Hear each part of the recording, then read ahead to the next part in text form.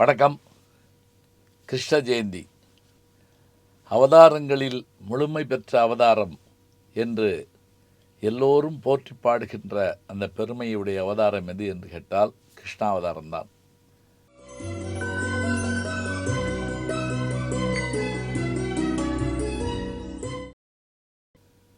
கண்ணனாக எம்பெருமான் அவதாரம் செய்கின்றார். துவாபர யுகத்திலே அவர் தோன்றுகின்ற காலம் தேய்பிறை அஷ்டமியில் தோன்றுகிறார்.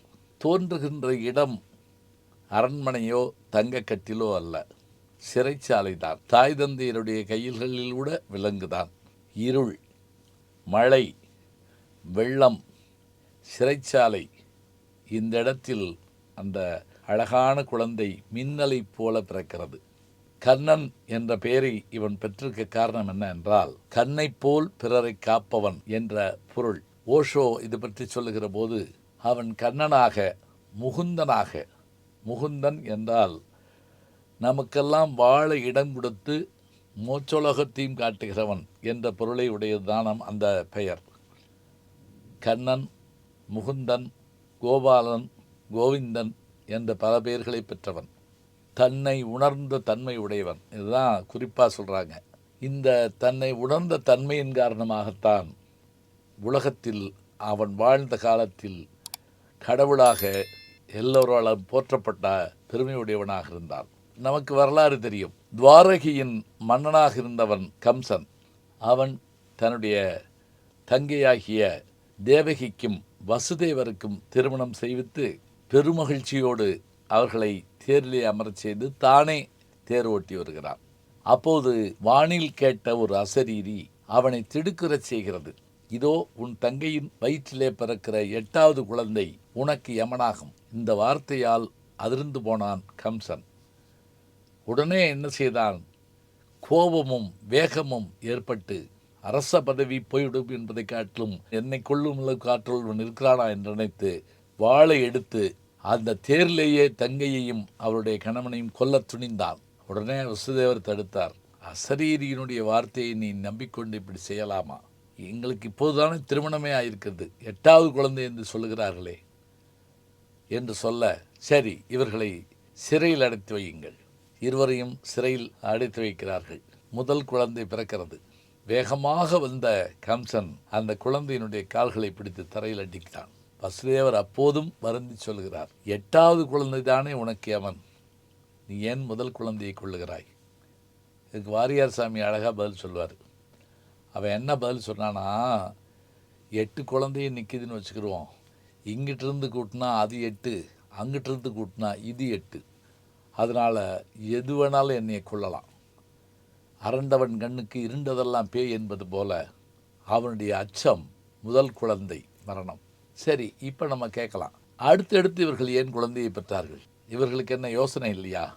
அவன்தான் கொல்லுவான் என்று தெரிந்த பிறகும் அவர்கள் குழந்தை பெறலாமா? அப்படி இல்லை.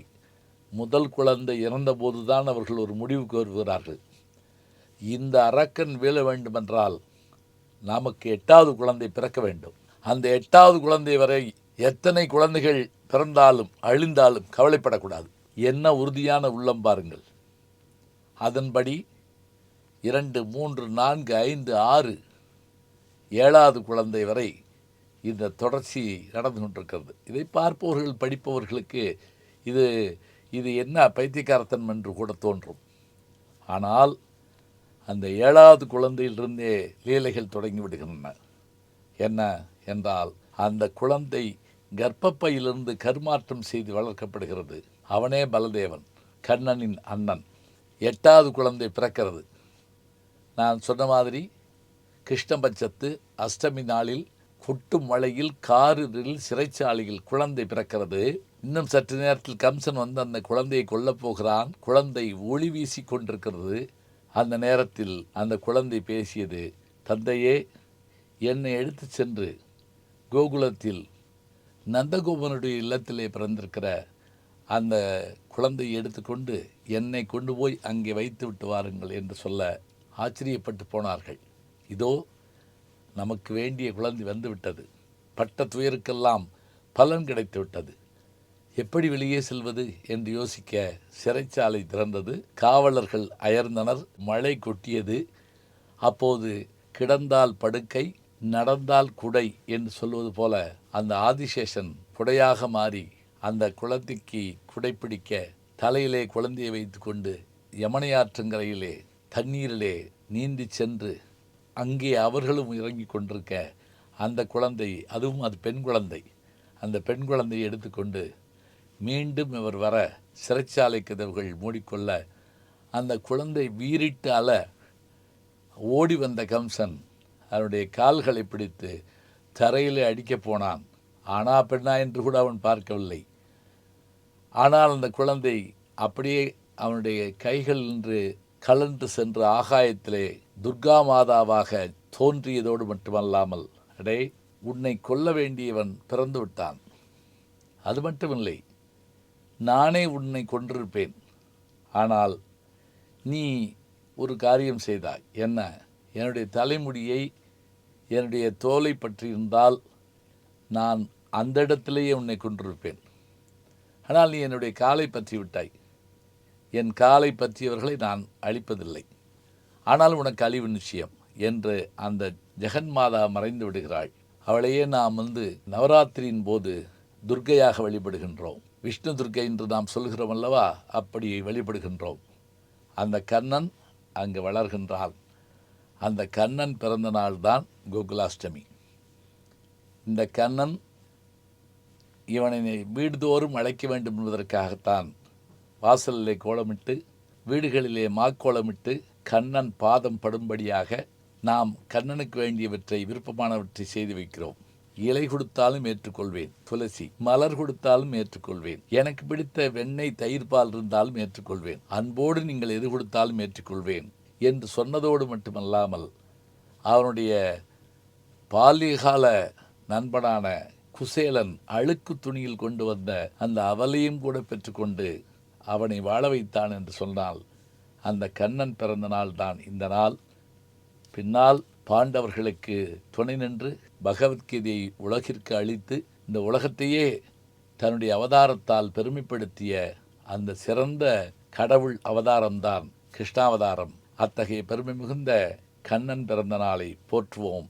கண்ணன் பிறந்தான், எங்கள் கண்ணன் பிறந்தான், மன கவலைகள் மறைந்ததம்மா என்று சொல்வதைப் போல கண்ணன் பிறந்தான், எங்கள் கண்ணன் பிறந்தான், புது கவிதைகள் பிறந்த.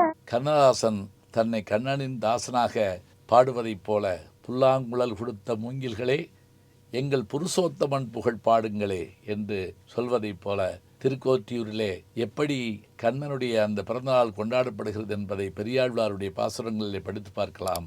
அத்துணை சிறப்பாக இருக்கும். அவ்வாறாக வடநாட்டிலே பிறந்த கண்ணன் கிருஷ்ணன் தமிழ்நாட்டிலும் ஐவகை நிலங்களில் ஒன்றாகிய முல்லை நிலத்தினுடைய கடவுளாக போற்றப்படுகிறார் என்று சொன்னால் பெருமை மிகுந்த அவதாரம் கிருஷ்ணாவதாரம். கண்ணனை பாரதியார் பிற்காலத்தில் நண்பனாய், மந்திரியாய், நல்லாசிரியனுமாய், பண்பிலே தெய்வமாய், பார்வையிலே சேவகனாய் தன்னுடைய பாடல்களிலே காணுகிறார் என்று சொன்னால் அத்தகைய பெருமை மிகுந்த அவதாரம்தான் கிருஷ்ணாவதாரம். கிருஷ்ண ஜெயந்தியை, கண்ணன் அவதாரத்தை அத்தனை பேரும் போற்றி பாடுவோம், கொண்டாடுவோம். வீடுகள் தோறும் குழந்தைகளுக்கு கண்ணனாக, ராதையாக அவர்களை அலங்கரித்து அந்த வடிவிலே இறைவனை காண்போம். நல்ல செய்திகளை நாளும் சிந்திப்போம். நாளை சந்திப்போம். நாளும் நல்ல தமிழ் கேட்க முனைவர் ஞானசம்பந்தம் அவர்களின் கேளுங்கள். கண்டிப்பாக கேளுங்க. நான் கேட்டுட்டு இருக்கேன். அன்புக்குரிய யூடியூப் நேயர்களே, நீங்கள் இன்னும் என்னை நெருக்கமாக பின்தொடர வேண்டும் என்று சொன்னால் ட்விட்டர், இன்ஸ்டாகிராம், ஃபேஸ்புக் போன்ற சமூக வலைதளங்களில் பின்தொடர்ந்து வாருங்கள்.